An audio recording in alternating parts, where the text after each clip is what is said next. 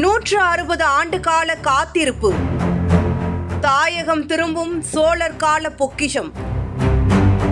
Netherlands நாட்டின் Leiden பல்கலைக்கழக அருங்காட்சியகத்தில் சுமார் 160 ஆண்டுகளுக்கும் மேலாக பாதுகாக்கப்பட்ட 11ஆம் நூற்றாண்டைச் சேர்ந்த சோழர் கால செப்பேடுகள் தற்போது இந்தியாவுக்கு திரும்புகின்றன.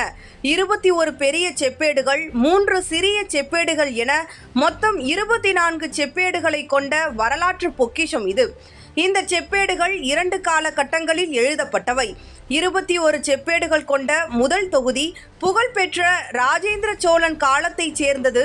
இதில் 5 செப்பேடுகள் சமஸ்கிருதத்திலும் 16 செப்பேடுகள் தமிழிலும் செதுக்கப்பட்டுள்ளன.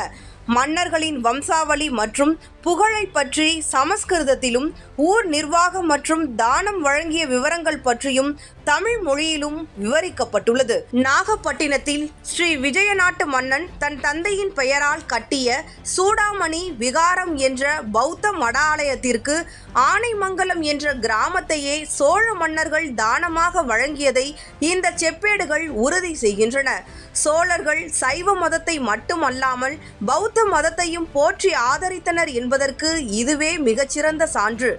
எஞ்சிய 3 செப்பேடுகள் ராஜேந்திர சோழனின் பேரனான முதலாம் குலோத்துங்க சோழன் இந்த தானத்தை மேலும் விரிவாக்கி உறுதி செய்ததை குறிப்பிடுகின்றன. 300 ஆண்டுகளுக்கு முன்பு டச்சு கிழக்கிந்திய கம்பெனி ஆட்சி காலத்தில் பிளாரன்சியஸ் கேம்பர் என்ற அதிகாரி மூலம் இந்த செப்பேடுகள் நெதர்லாந்துக்கு கொண்டு செல்லப்பட்டன.